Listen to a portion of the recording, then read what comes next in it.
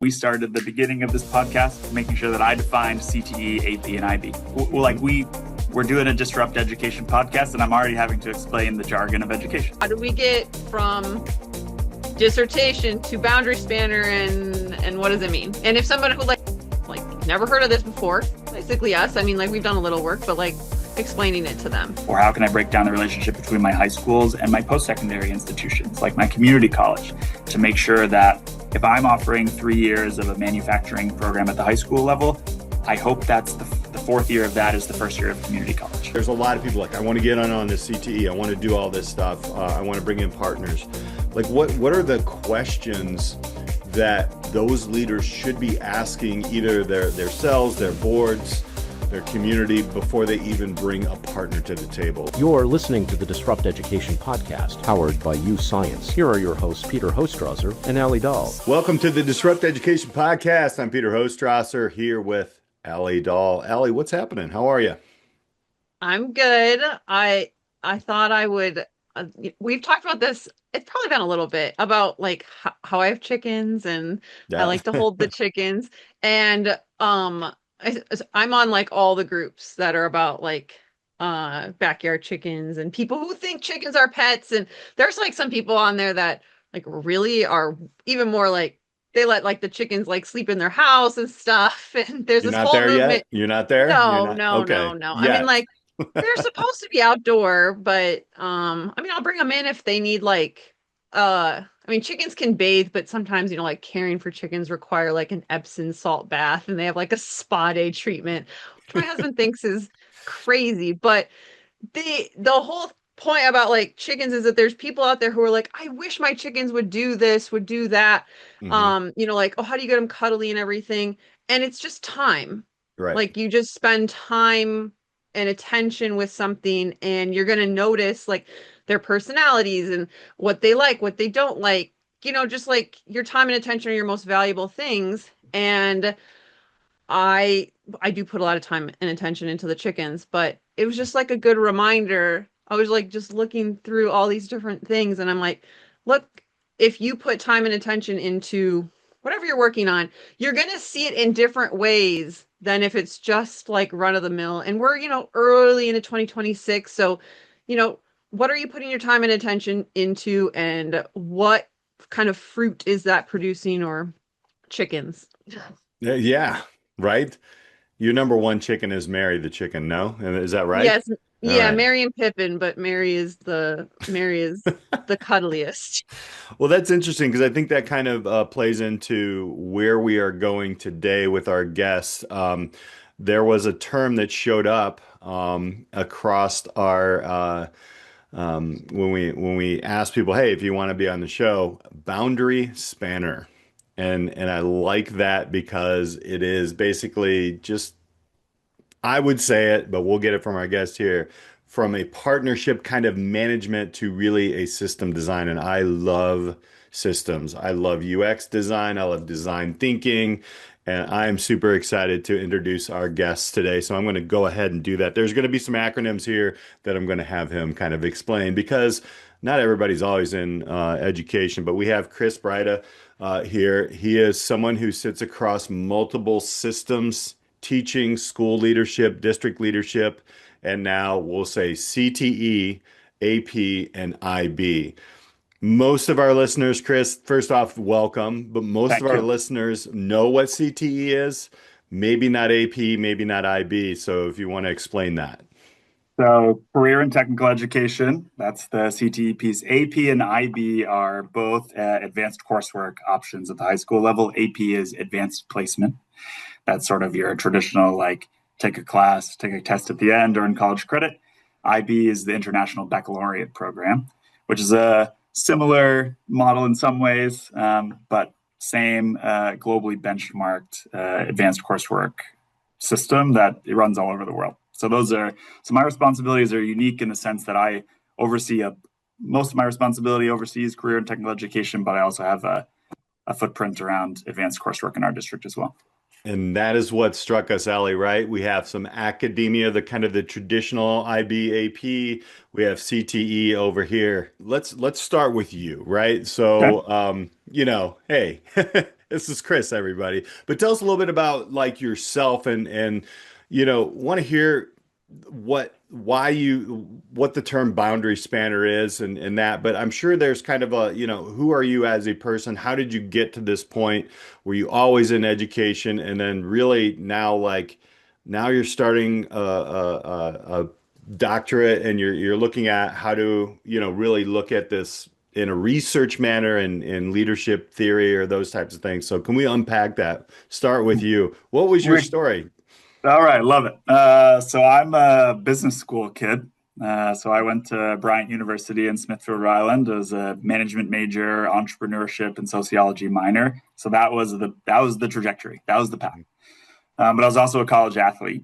And so I was really interested in like a pathway to becoming a coach after graduation. And one of the sort of simplest paths to doing that is become an educator. So I was alternatively certified as a math teacher, and I taught in Baltimore City Public Schools for 7 years. So I taught at the same high school, Benjamin Franklin High School in South Baltimore, mostly math, but then I was fortunate to have some autonomy, I suppose, to use my background, and I started to teach a little business while I was there. But what was unique about that school is that it is a full service community school. So it had about 80 partnerships built in to the model. And so that was like fully sort of looked upon as like, this is the way they were going to run the school as a hub for the community. So it had a food pantry on site. It had a daycare on site. We had access to partners, industry partners, lots of community partners. We had higher ed partners. For example, the University of Maryland School of Social Work provided 5 interns every semester. So we had a robust mental health program at that school. And so my sort of foray as like a 20-something educator, I was like, oh yeah, like partnerships. That's just part of the model, right? Like that's what education is now. Cool. Like that's awesome. But I got burnt out from that system. Baltimore is a hard place to be an educator. There's a lot of trauma, certainly. And so I think like constantly being in that space of vicarious trauma, like I needed a change. And so, so at the time I had just finished my admin license and, the classic story, I met a girl and that girl just happens to work at Nike. So it was the classic compromise. Public school educator, Nike employee, I moved across the country. So, so moved to Portland and got a job here as a high school vice principal at Lincoln High School, which is in downtown Portland, an IB school. So a very different experience in many ways, super high performing public high school. But the partnership model here is very different in that schools sort of operate as like very neighborhood focused. And it is like, this is our space in our neighborhood and our kids just come from this neighborhood. And so the idea of, what the partnership relationship looked like was very different than the one I experienced in Baltimore. And so that was sort of the beginning of when I started my dissertation or my doctorate program in 2022, that was the thing I wanted to study. And I don't know what that was going to look like at the time. I was really interested in thinking about how maybe to evaluate the impact of partners and developing some metrics for that.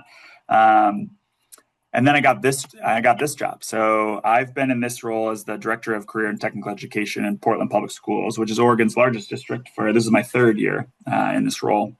And that shift happened after the first year of my doctorate program. I just decided to scrap a year's worth of dissertation work and start over because now I have this new role, and partnerships has a very different meaning in career and technical education.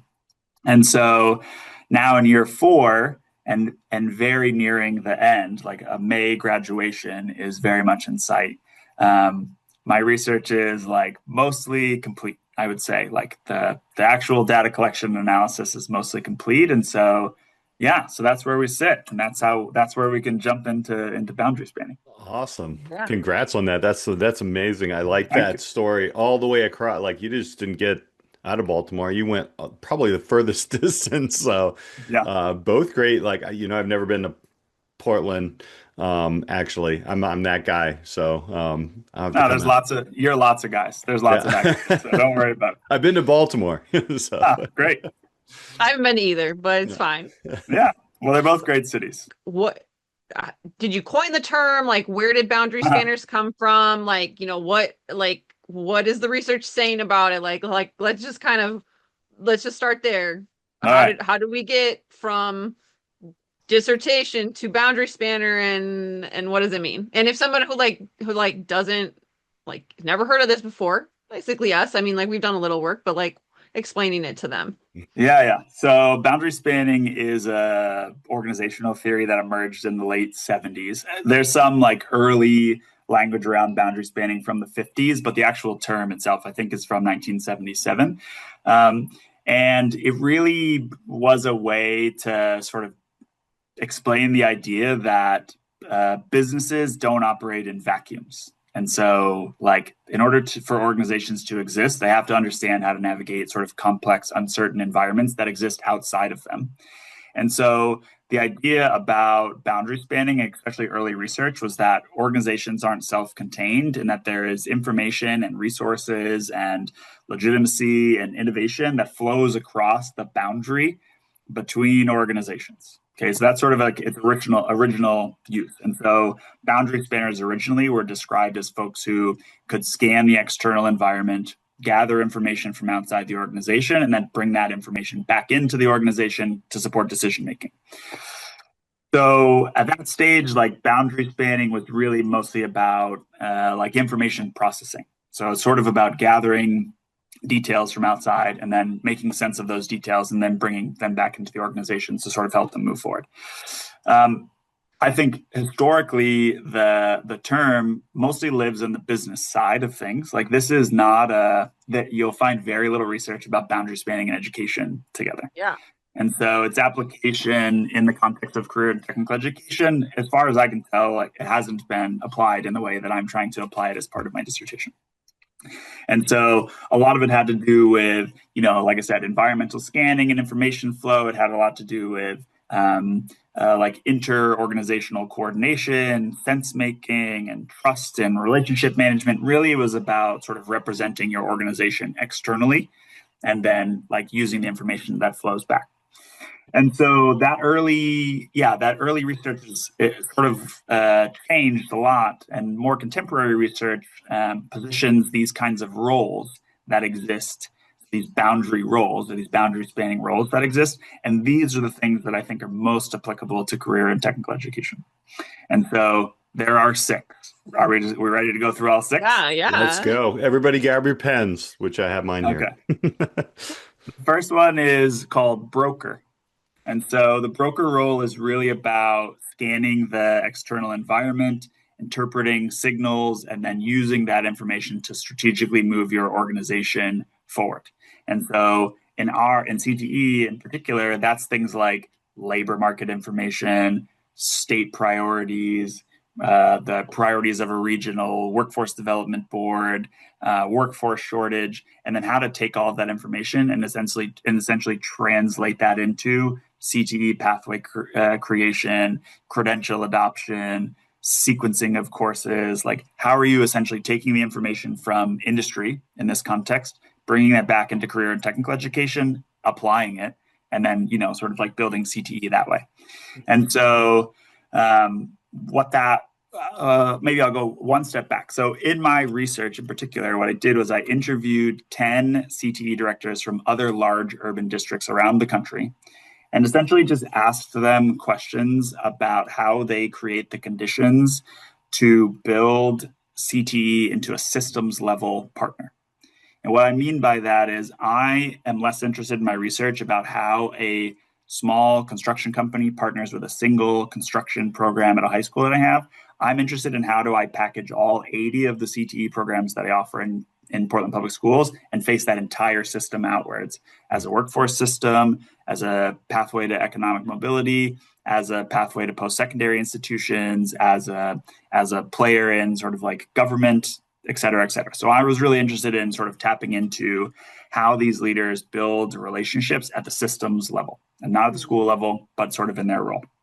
And so what came from that specific to the broker role is some of the things that we've already talked about. What showed up a lot is translating external demands into internal strategy. So using labor market information to say, I'll use Oregon as an example. Like our state is largely driven by the semiconductor industry because there's a huge economy here built around Intel. And so we need to start an advanced manufacturing program to push kids into that pipeline. Okay, so that's sort of like taking that information, using it for the benefit of career and technical education. The second piece connected to the broker is really about like mediating stakeholder expectations. So for example, like, no, we can't send a kid to this internship at 8 a.m. because the school day hasn't started. Things like that. Like there are things that need to happen in the education system that don't align with industry, or an industry that don't align with education. So there's a role that needs to be played there, and someone sitting in the middle of that and giving the information back and forth. And then, of course, like there's a bridging of communication gaps that exists. Like there are very few people in the education system outside of CTE directors that sit neatly in between the workforce system and the education system. And so you need someone that can sort of fill the space to do that. That is the role of the broker.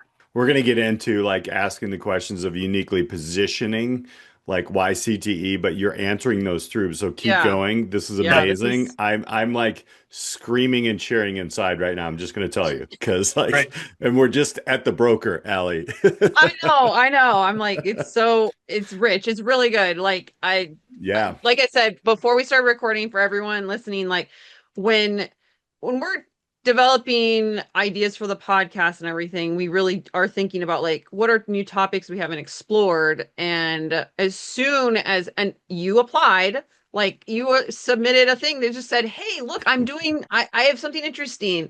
And it was a simple like, yes, please tell us more. So yes. Yeah. I feel like I'm at the top of an iceberg and I'm about to go deep because what you just said is exactly where I like stick, but I'm like, wait, there's more. So here we go. Let's go. We're 1/6 of the way through. Okay. The second one is related to the first one, but it's translator. That's because there is so much jargon on either side of the boundary. Education's got its own language. We started at the beginning of this podcast making sure that I defined CTE, AP, and IB. Like we're doing a Disrupt Education podcast, and I'm already having to explain the jargon of education, right?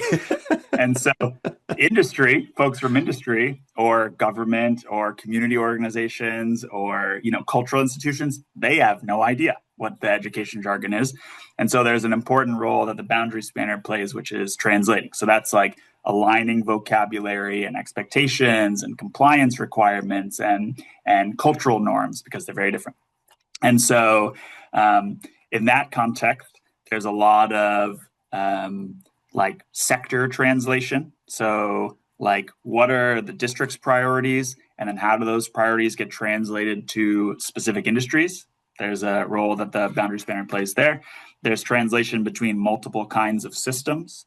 A lot of what I'm interested in is, as we think about systems level partnerships and we talk about this kind of partnership ecosystem, well, that means you have to get everyone on the same page. And industry partners think very differently about their role in career and technical education than do like a post-secondary partner, a higher ed partner, then do a community partner, then do a cultural institution, then do a government partner. Like they all have sort of different ideas about what their role is. And so you need someone who can translate it back and forth, sort of across the boundary. And then there's the sort of role of translating expectations and standards and compliance across the boundaries as well, because there are very specific rules about which kids I can send on an internship based on their age. That comes from the law, right? So they're like, there are these sort of, there's spaces where the translator's job is essentially to ensure that partnerships are usable, I think is the right way to sort of frame it. So it's like, we can reduce friction, we can prevent misalignment, we can increase the likelihood that the partnership will function better if we just have someone that can help like make sense of the language. So that's number 2. Broker and translator. Yeah, right. About half of our audience right now just pause this and are moving it backwards to say, oh my gosh, hold on. I have a feeling somebody's going to do that after every. So totally. Oh man, got so many questions on this, but yes, we speak different languages. Whew. As somebody who was in the business world and then came into education, yes. Yeah. Third one's a charm. Let's go to 3. Trust builder. Yeah. Real straightforward one, as you can possibly imagine, but you need someone to be able to sustain the relationships like human to human through being reliable and transparent and inclusive, and like there has to be some sense of reciprocity or mutual beneficence. Like that all has to exist in order for partnerships to be effective and successful. And so the trust builder is really about like sustaining relationships through consistent behavior and practice and shared ownership and integrity over time. Like the trust builder is an important role. You have to be able to build trust outside of the organization as someone who sits inside of education.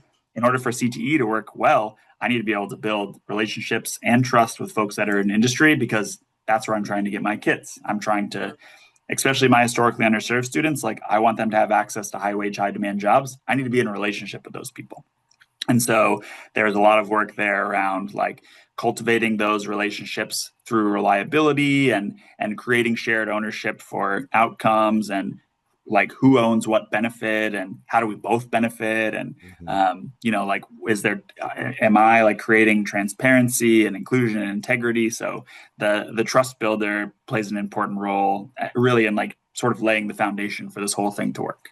So that's number 3. We just want to give a shout out to our sponsor, UScience BrightPath. What we've learned about UScience BrightPath, is that this tool is the best tool in order to help a kid or a young person or you, right? It really doesn't matter like your age, but you want to know what you're apt at and combine that with what you're interested in to pick a next step.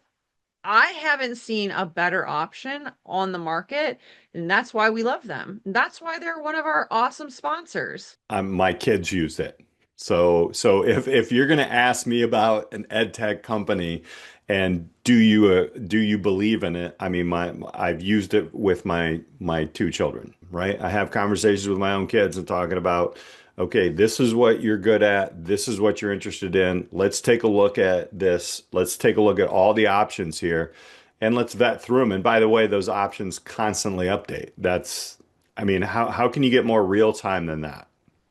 Right. I'm just waiting for them to add skydiving instructor into the mix. Like, I don't know how you test for aptitudes on that. If they need help, I can help them. You start with the individual in education. That's what we've been talking about in CTE all the time. Like who are they? Who is the individual in front of you? And even in the internship programs that I've worked with, it really starts with the student. It doesn't say, you're good at math, you should go this way. That's the old traditional kind of way that we thought worked, but we also know that there's data out there that doesn't really work, right? So once a student knows who they are and kind of how they're wired to succeed, honestly, then you start to build from that. And that's the foundation. And what I like about UScience BrightPath is really it doesn't stop there. It can create a plan, individualized plan. And for us in CTE, that really helps me as an educator and even a father understand how can I really take a look at different industries and different connections that I have or that are in our community or anywhere for that matter. I mean, we have these social networks that are business oriented. How can we help a student or again my own kids understand and connect directly with these people? And I mean, it's all here. It's right in the platform. If you're like interested in this, you want to learn more, we've got the link in the show notes. It's going to pop up on the screen. Check it out, learn more. They have demos. You can learn more about it, and we just love it. The integrity over time was such that's such an important statement. We can go way deep in that because sometimes in business systems, it's not that they don't have integrity. It's just like, they work a lot. The pacing of this is different. Yep. I'll just keep that there. No, it's so true. And, I'm sure as most folks in CTE know, partnerships are so person dependent. Mm-hmm. And that is a blessing and a curse. The blessing is that's how the work gets done. You need to be in a relationship with someone else on the other side to get it done. But the curse is if I go away, so too does that partnership. And so some of this trust building is actually also at the systems level that I need to get a workforce system to trust the education system to do its job in service of the workforce system. And so some of the trust building is not just like, at the person level, it really is sort of at a higher, like, systems level. How do we stitch the systems a little closer together? So that's number 3, trust building. Yeah. I was just picturing when he was talking about trust building, like if somebody leaves, then like the partnership leaves. And if you've watched the show Mad Men, there's this character who like has this one major cigarette client for this ad agency. And he basically gets to like walk around and like do no work because he brings in like 80% of the business. But then they like lose that client in the show. It doesn't spoil the whole show, but right, like it has a huge impact on like the trajectory of the company. So I'm like really understanding that, I don't think this role is clearly defined, and or schools understand how important a role like this could be and as a game changer for their district. But like, go watch the show Mad Men to watch like that particular blow up, because it affects how everything operates at that industry, and who like kisses whose feet, and you know what I mean? But it doesn't have to be that way, right? Like that's not a good model. So but that's the model. Yeah. That's how it exists. Totally. That's how it exists. Yeah. Oh, amazing. All right, let's get to 4. Oh my gosh, I got so many questions. Number 4, convener. You need someone who can bring stakeholders to the table together. And that both means like there is a structure to do that, there is a routine to do that, there is a space to do that. And so the convener's role is really to set the conditions, to have the space to do that collective sense making across the boundary, to do the joint planning that's needed in order for this to work, to do the coordination across organizational boundaries. And so a lot of what the role of the convener is about establishing the formal convening structures. And so in career and technical education, the way that often looks is like as an advisory council. That's sort of the language that is sort of used around the country. But this idea that there's like a group of folks that are working in service of a CTE program that come from industry. And so you're like creating the system as the convener to bring those folks to the table. And then they also need to align the stakeholders through some joint planning and dialogue. Like, we're going to work on this thing together. It's in service of these students, but it's also in service of your organization because we're trying to create a pipeline, a workforce pipeline, whatever it is. I need to like create the systems to have that kind of planning take place.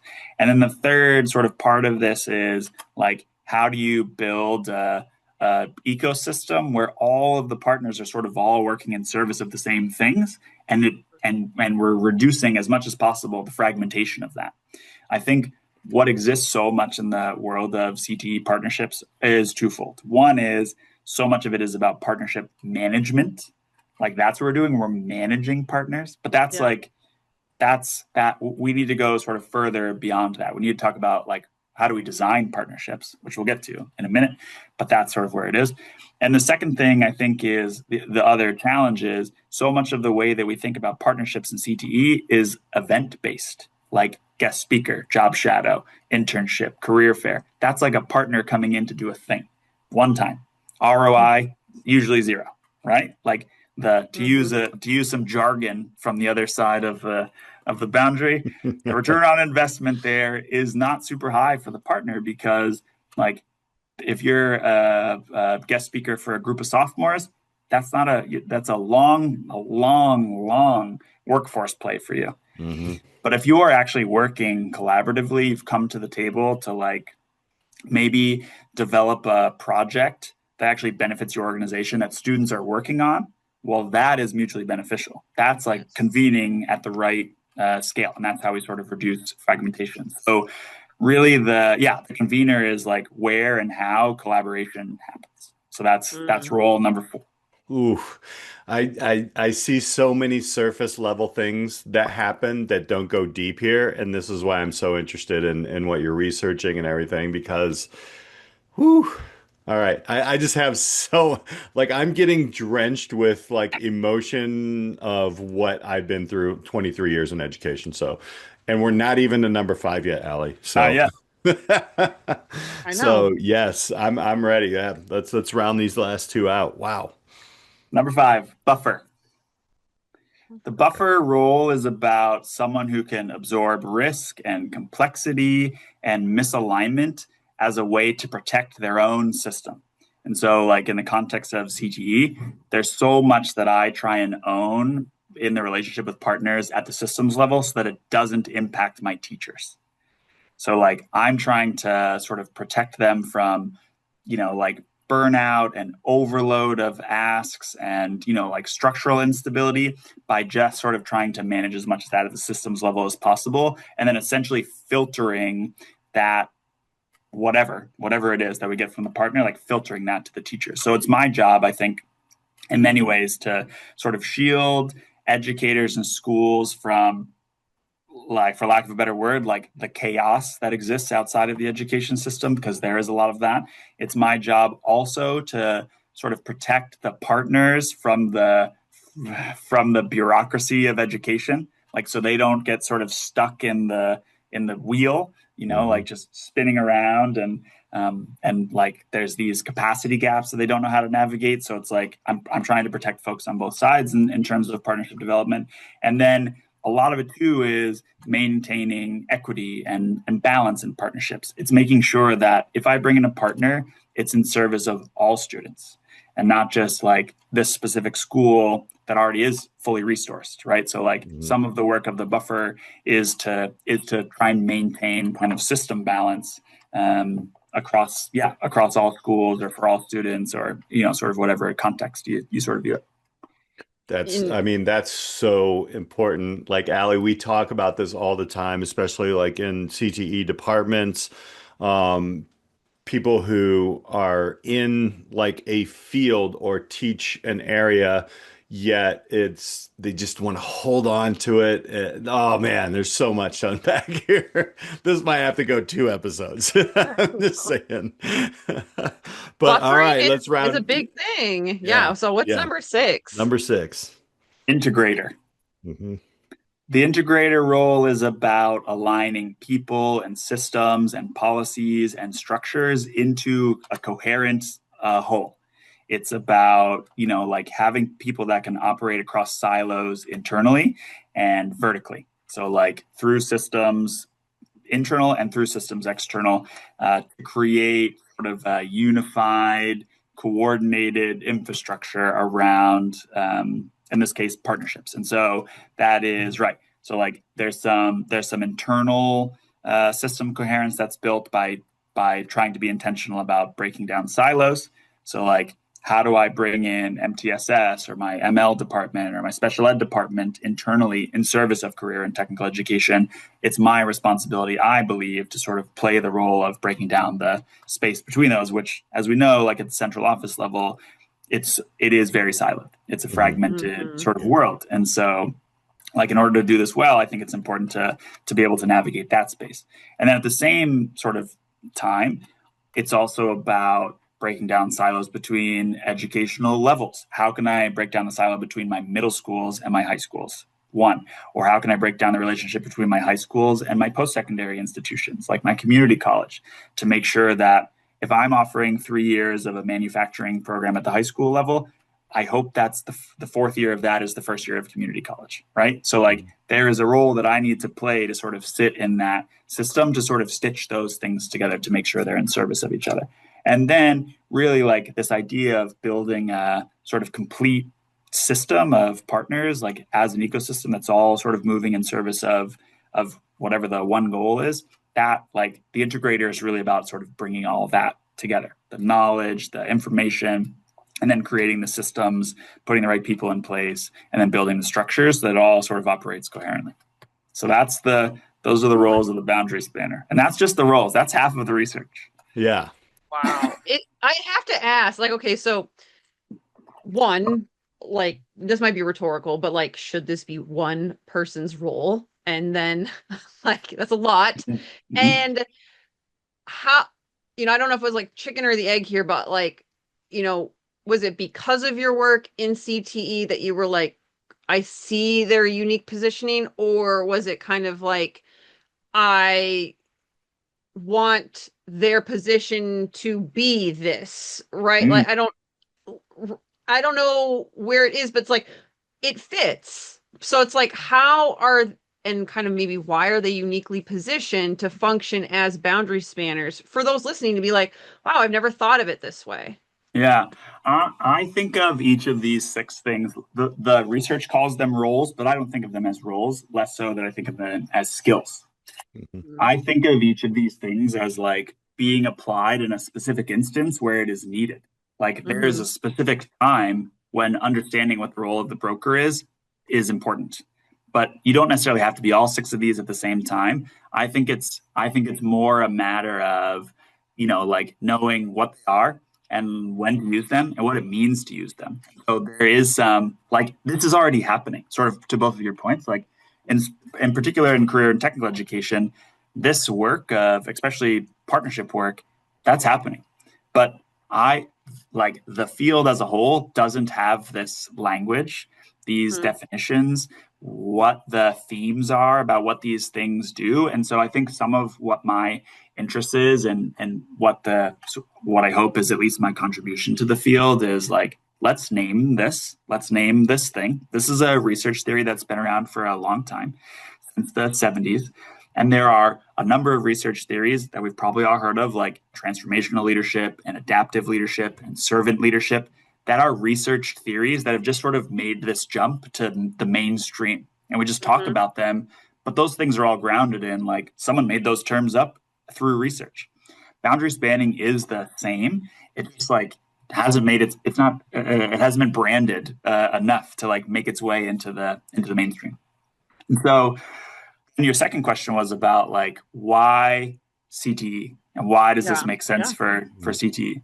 Part of it, I think, is just the positionality of career and technical education, and maybe even the role of the CTE director.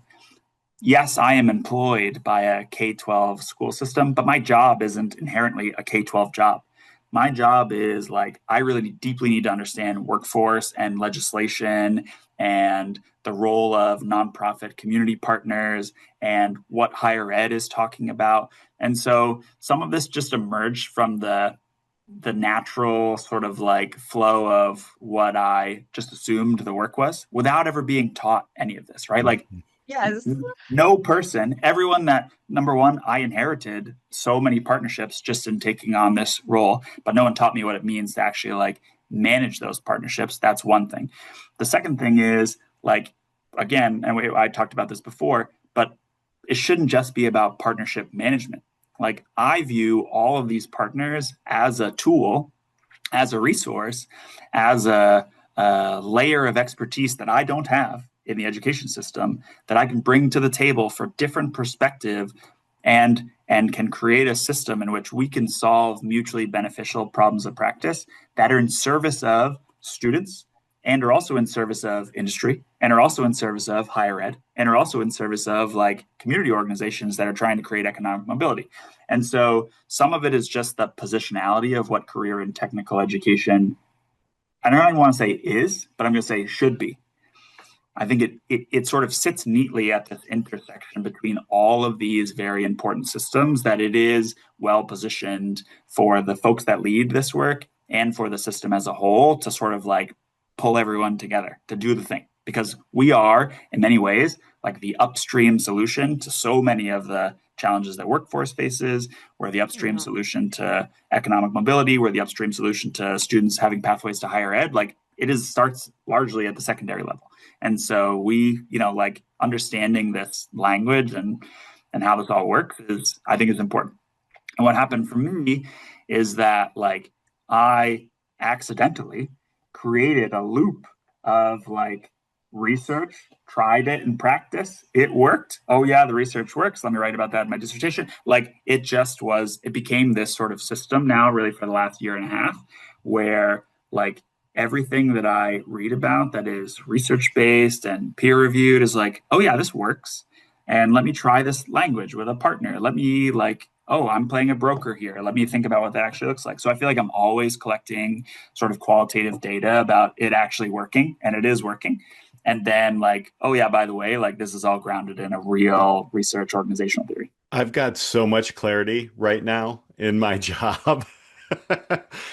Because Chris, one of the things like when I'm 2 years in Naperville right now as I'll use the educational term of what my job title is. It's internship coordinator, but we also know that I'm a pathway coordinator, and but we don't have a pathway coordinator. And as you're going through, I my partner co-coordinator and I really go through each one of these, and what you just explained, thank you, because I think what we just did here is really clarify exactly the amount of work that if you're going to put one person on it, they got to be a superhero, Mhm. but also they've got to be truly passionate. I mean, it's interesting because Allie and I have always talked about this. Like people are like, well, we want to hire for this position and da da da da, but how do you like tell somebody, oh, you got to come in on a Saturday when you have all these blockers, and this is when we're starting to take a look at like, the buffers or somebody who's looking at, what is happening in the school, what is happening outside the school. We have had those conversations, and basically what we have told people is you're going to work 60 hours, you're going to love everything you do. That's the person you need right now, Mhm. right? Yep. So and I love that. There is so much clarity here because as you're going through each one of these, I hear the conversations that we're having in our district. And again, we're not anywhere near the size of Portland, but we're looking at each one of these, and now you've given almost every CTE person who is in this position or sort of in this position a reference to really speak to it. From us, when we were hired, the best thing that when I was hired, the best thing that my director told me was your job description is going to change next year. And then it's Mhm. going to change the next year after that. And I'm Mhm. like, I love that, right? Like, Mhm. but this still gives it like that outline of how it's going to change. So, it's interesting because, we were brought in to kind of manage partnerships, if you will. And then we've quickly realized that we need to help organizations, companies, not-for-profits, community members design them with them. Mhm. Mhm. So I want to say like, okay, how like what questions you got a leadership. There's a lot of people like I want to get on this CTE. I want to do all this stuff. I want to bring in partners. Like what are the questions that those leaders should be asking either their selves, their boards, their community before they even bring a partner to the table? Like where's that starting? Because we're in this. I feel you because right now I'm totally in line with this. I'm because we're doing it, but I know there's so many. We just had 3 emails today because everybody sends you the emails when we're recording this. This is the early January where everybody starts sending things your way, and they're asking questions about how we're doing and what we're doing. But like in your opinion, yeah, what are the questions that these leaders should be asking? Great question. I want to address another point that you made too, Hmm. which is sort of that like what I appreciate about this leadership theory is that it's sort of infinitely scalable. Hmm. This applies to a CTE teacher that is Yeah. thinking about a single industry partner and just managing that relationship. Well, like there are these 6 ways that you could think about how to manage that relationship and to be intentional about what that looks like. And like it also exists at the systems level. However, whatever size system you're thinking about, like in my context, I am thinking about career and technical education as a system and how I sort of stitch my work to the workforce system. It applies to me as well. Like I'm thinking through each of these roles at a bigger scale, but the principles of each of them still apply. Hmm. Okay, now to get to your question. Hmm. Um, when I think of partnership design sort of from two sides of the same bridge. On one side of the bridge, you have the partners and you know who they are. And on the other side of the bridge, you have the problems. And so you can look at it either way, but you're going to build the bridge sort of one direction or the other. So in the first example where you know who the partners are, I think that the most practical application of this is to think about what those partners can help you solve. what problem do those partners help you solve? It isn't like, can they be a guest speaker? Because that doesn't necessarily solve a problem. I think of it more as like, if I looked at some specific piece of data and that data says like, I am not getting enough historically underserved students in my construction programs across my district, then I have a different purpose for the construction industry partner. I have a different purpose for the community organization that supports this particular culturally specific, historically underserved student. Or I have a different purpose for the higher ed partner.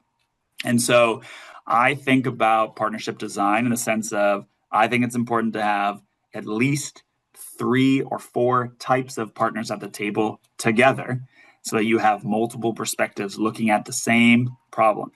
So I have a set of partners. I know who those partners are. How do I then think about essentially what is the midpoint for what those partners already do so that they could all work on something together that is mutually beneficial to all of them? So that's like, start with the partners, design a partnership using these sort of boundary spanning leadership roles. Do it that way. The other version is, I have a problem and I need to go find out who's going to help me solve that problem. And the challenge that we have in education and the way that it's currently structured is, at the central office level in particular, almost everyone that works, let's say in my role as like a director, we all have the same path for the most part. We're all teachers, school-based administrators, and now we work for the central office. And so our lens and our differentiator or whatever it is, like, it's basically just subject. I taught math, you taught science, you taught social studies, but we're all sort of born of this same system. And so I think that instead, if we're going to solve some problems of practice, what we really need is different perspectives. We need an industry perspective and a higher ed perspective and a community organization perspective or a government perspective or whatever it is. And so I think you can think about building that sort of bridge the other direction, which is, I have this problem, let me go find some partners. And so that's how I think about partnership design. Like, there is a specific reason that I'm bringing these folks together to the table to do this thing, or there's a specific reason I need to go find this group of folks to help me solve this thing. And so that's how I think about partnership design. And that's how I think about moving beyond management. I think that guest speakers and job shadows and internships play an incredibly important role in career and technical education. And that work largely should live at the school level. And I think at the systems level, it really should be about like, how do I bring the workforce development board for my region to the table, the major medical center to the table, whoever has a workforce need in my region to the table. And then how do I, sort of work with them to address whatever the gap is that we need to do. Love it. That's good stuff. I mean, I love the bridge example. Yeah, this episode gonna make me sound like I watch a lot of shows, but I was thinking it's a new show, Victoria, which looks at Queen Victoria from the 1800s, and it covers like historical parts of her reign and everything. But one of the episodes is really interesting about like the workers' vote and the London Bridge falling down, and whether or not like they were going to basically use military force to stop the common man from getting one man, one vote.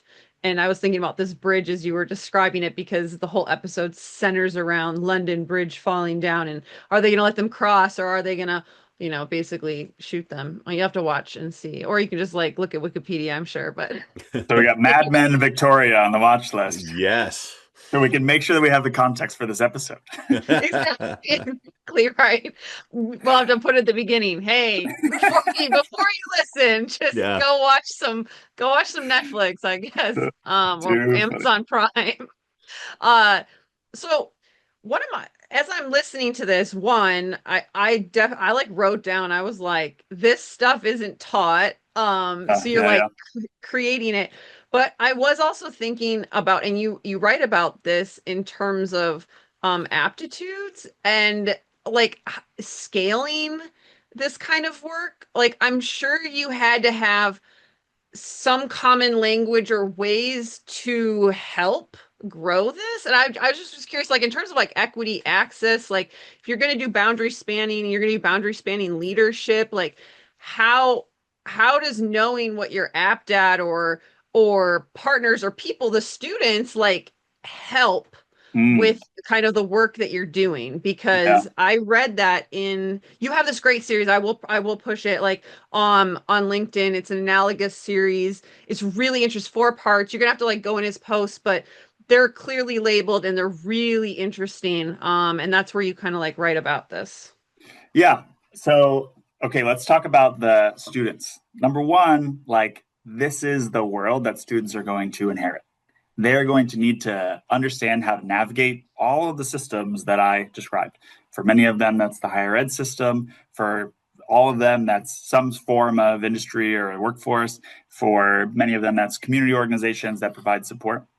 And so I think that by starting it at the adult level, where we navigate these systems, have navigated these systems, or are leading these systems, and then you bring this cross-functional team together to build, to do some boundary spanning, to figure out how to stitch all those systems together, and then you put students in the middle of that, then you've created the conditions for them to then learn like what the role of the higher ed partner is in this project that I'm working on in my class.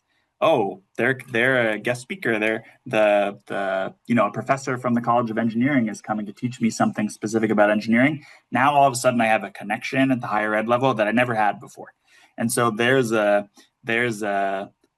a, what do I want to say? It's like there's a relational capital sort of outcome here. Like students are getting access to human capital resources that they have never had access to. So I think that's one. In terms of aptitudes, yeah, it's a great question. I think oftentimes people that, as I mentioned, like folks that end up in the role that I'm in as a director of CTE, like we just inherit. I just inherited most of this. In the tenure that I've had, there's been maybe 3 or 4 of the 80 programs that have existed in my district started in my time, and so I inherited 76 of these pathways. And so, but what happened for me is that like I really started to take stock of like this is like small is all. What is the thing that I can make the most amount of impact on in this system that's going to have the sort of biggest effect? And so for me, as someone who went to business school, like felt like generally speaking was trained in what it means to be an effective networker and sort of navigate that space, is like, this is what I'm good at. Like I am a very outgoing, wear a bow tie, don't hate being the center of attention kind of guy. And so like, I need to use that to my advantage. And so like, as I thought about for myself, like, how do I overlay some of the aptitudes that I have into this work? That's really what this became about, is like, I know how to do this already inherently. Like I just know how to build relationships with folks. Now I have this sort of deep research background about what it actually means to do it effectively. And then, so like now let me sort of combine those two things and try and do this at scale. And so that's how this has become what it's become. You want to come work for us? You're just stealing talent. Nike over have here. an office in Illinois. So yeah, satellite campus. There we go. Yeah, I think you've touched on this a little bit, and I kind of wanted to go deeper into this because this is something where, in traditional systems, we kind of just say things like first gen and access and equity and all these different things, and and you just alluded to it there. You have a connection with possible like a post-secondary professor or something like that.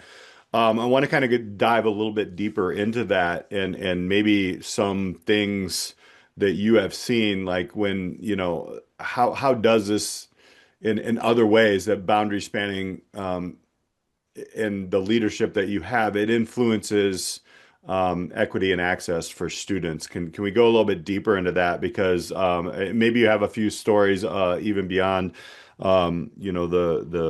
the story of the professor, because I've seen it. I know, like, you're like, holy cow, like I was connected to this person, or I had this opportunity or this experience. Mm-hmm. So yeah, if you want to, like, it's not neutral. I mean, you can have poorly designed partnerships that reinforce inequity. I mean, I've seen that too. So yep. yeah, let's talk a little bit about, how intentional systems that you've seen kind of expand that access and opportunity?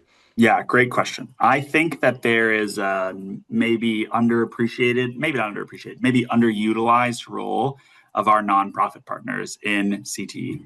So these are our sort of culturally specific, like a specific organization that supports Black families, students, whatever it is, or our Latino students, or whatever it is. Mm-hmm. For me, the like finding some specific problems of practice in the data necessitates bringing those folks to the table, because certainly I am not an expert in what it would take to create an intervention that is most deeply in service of students who are historically underserved and need intervention the most. And so I think of the role of these sort of external partners, like I really think it's about bringing the right expertise to the table. And that right expertise doesn't always exist in usually cash-strapped school district that is like, we're just sort of at the edges of what we can possibly offer because there just aren't a lot of people that are, available to do it. And so that's where like leaning on external partners, plays a critical role.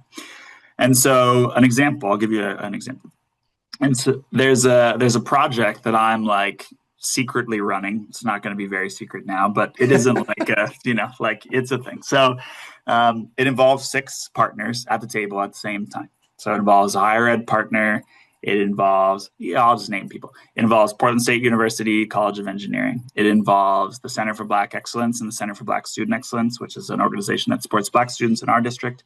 It involves MESA, which is an after-school program that does sort of engineering design as invention. It involves the Lemelson Foundation, which is the world's leading philanthropist in invention education. And it involves, who am I missing? Portland Public Schools CTE. So I'm the 5th partner.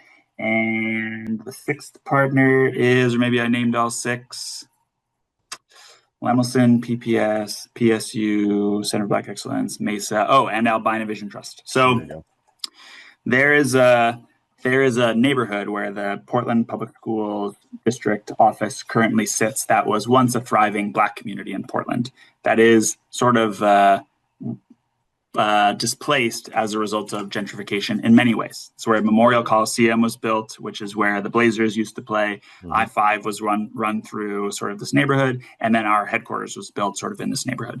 And so it displaced, like hundreds of Black families that once called this neighborhood home. And there's a major urban redevelopment that's happening, led by an organization called Albina Vision Trust, and then sort of another organization called the 1803 Fund, which is really about restoring this community back to the families that were displaced from it. And so what that means is purchasing the PPS headquarters, and they can tear it down and sort of rebuild it. It means putting a cap over I-5 so that there is more space to build on. And so all of this work is happening contextually, like just in our city. So this is like me playing broker, right? All of this work is happening contextually in our city that says like there's a need here, and there's a role that career and technical education could play. And I have a relationship with all of these partners. So what could we develop together?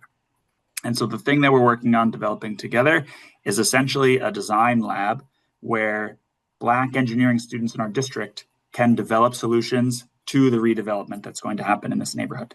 Mm-hmm. So I give like real context to use technical skills that students are already getting in their engineering classes, and then provide them sort of the real world experience of how to apply those engineering skills into a real sort of like real world, real life application.